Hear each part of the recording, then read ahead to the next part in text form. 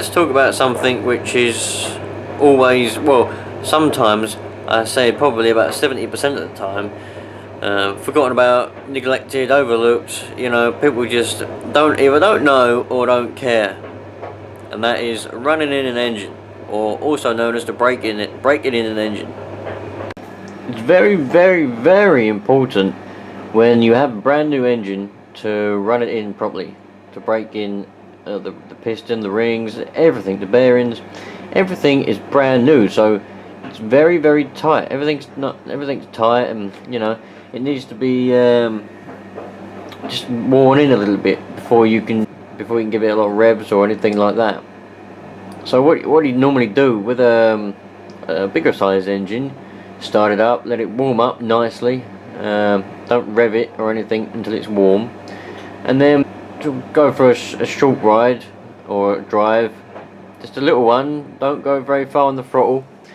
All you want to do is just a little bit of throttle, just a little bit. Try and make it struggle. The more it can struggle, is better for it.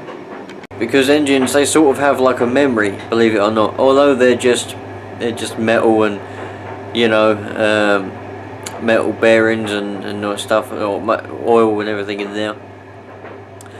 They have like a memory, and if an engine never does any work from day one, doesn't do any strenuous work, all it does is nothing, it's just has an easy life. When you want to put some stress on it, it won't want to know. It'll probably smoke a lot. There'll be no power there. It might even just die altogether. Just start it up again, try and put the stress on it again, go down. So either that, or you'll just get it'll just struggle like hell, and it won't have any power like what it should do. It won't have any torque. And so it's very important to run it in from the start, and to keep it maintained well, give it a load all the time. Different types of engine have different processes for running them in. Generally, the smaller the engine, the shorter the running process. You know, if you're going to run in a bike like that, you'd probably do it for about a day. So what you do is you would start it up, let it warm up, go for a ride, about 5-10 minutes, then stop, let it cool down, let it cool right down. Because the way the braking process works is that when it starts up and it gets warm, everything expands. And then when everything expands and it's up to running temperature, you want to stop it and let it cool down. And then everything will sort of contract. As it gets colder, it'll all contract back in again. And then it'll sort of find its place where it wants to be. And then when you start it up again and you go for your next ride, it'll be a little bit longer. And you want to put a little bit more load on the next ride. Make it struggle a bit more, and then everything will expand again. All the piston rings, the bearings, the pistons, the bore, everything will expand again, and then it will find its place where it wants to be. You know, that's why if you take a piston out and you put the ring and you take the rings off and everything, and you replace them, you put the same ones back. You always want to make sure that you mark them up and you put them back in the same place, the same spot as what they were. Because otherwise you'll just get premature wear, because nothing wears exactly evenly. So you might get a bit of wear on one side of a piston. If you wouldn't be able to put it in the other way around, because it's got an arrow pointing forwards on most of them.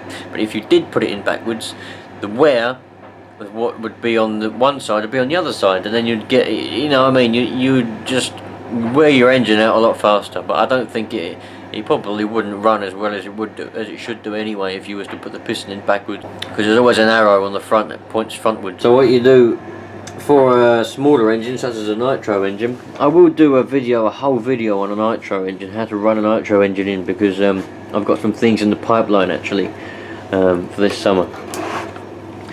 But what it is for a Nitro engine, because they're very small, they don't need a very long running process.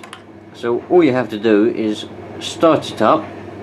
You should put some fuel in it, prime it, make sure it's got plenty of fuel around it so it's primed for when you first start it.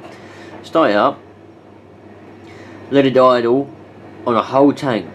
just put it on a slightly fast idle, just a little bit of a fast idle, for a whole tank, and then let it cool down, let it cool right down, so it's pretty much stone cold again, and then put another tank in, let it idle again. You want to make sure as well, because you've got a fast idle, put it up against something, and it'll have a bit of pressure, because it'll be trying to push forwards, because this has obviously got automatic clutches and everything, centrifugal clutches in these cars. So with a fast idle, it will be trying to go, it'll be trying to go forwards. And if you put it up against something, it'll be a bit of pressure there, and it'll give it a bit of resistance on the engine, and that'll do it a world of good when you're running it in, because that's what you want, a bit of resistance. The next tank you do another idle, and then the third tank you go for a drive on half throttle, and then the fourth tank you go for a drive, blip into full throttle, meep, full throttle, off, turn around, meep, full throttle, off, turn around. Try and go up some hills and stuff, make it struggle, man. And then that's it, done pretty much for the running process. You still want to go easy, but that's it for a nitro engine. For a bigger engine, such as a bike, or you know, that's a 280cc, for a car or anything. For a car, you want it to properly make it struggle, man. Or you know, things like tractors and anything bigger, properly make them struggle. You know, once you've done a good 3, 4, 5, or maybe even 10 hours or so, you know, to be honest, I would say 2 or 3, maybe 4 hours of just normal sort of driving, not too much load, but not an easy life. And then properly make it struggle. If it's a tractor or something bigger, stick a big implement on the back and go ploughing or disking or something, you know, make it struggle. That's what you want to do, and then that'll set it up good for the rest of its life. If it's on a bike such as this, just find some hills, stick it in some high gears, make it struggle, you know, don't go revving the nuts off of it for a while, because you just make everything wear twice as quick as what it should do to start with, and then you're just destroying your engine. All cars nowadays, the engines have come pre-running, obviously, because they run them in the factory. I believe they put them on like a dyno before the engine's in the car. They don't put the engine in the car, they put it on a dyno, they run it in for a couple of hours, and then they stick it in the car. So when you buy a new car, you don't have to actually run it in properly, you just have to go easy. Some people buy a brand spanking new car, I don't know, like a Skyline GTR or something, get it out of the factory, straight down the road. What the hell, man? You just got a brand new car, the brand new engine, and then you're thrashing the shit out of it. You're obviously gay. People that do that, often the engines don't, you know, they're not going to be the best. To set your engine up for life, for a good setup for life, you want to run it in properly, take it easy, then make it struggle. Give it a good workload, and keep having a good workload. Even if you run an engine in, for example a tractor.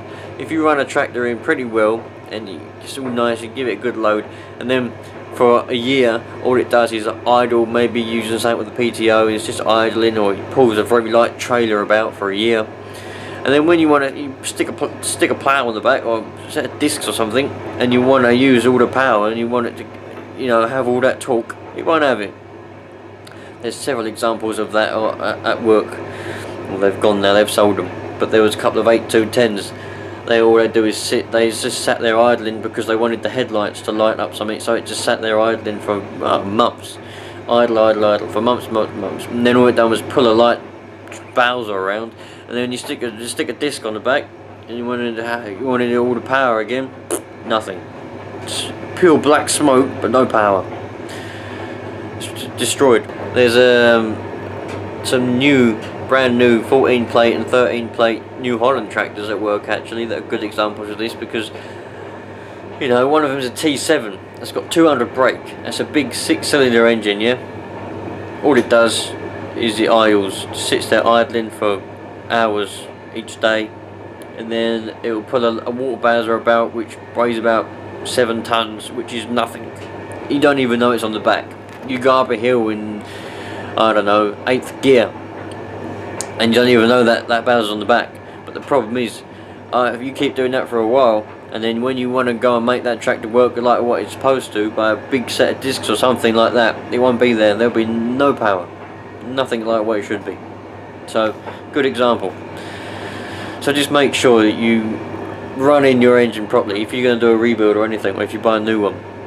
Yeah, all dirt bikes you need to run them in, mini motos you need to run them in. You always see people buy a mini moto or some little quad bike or something and just straight away. Stupid mong.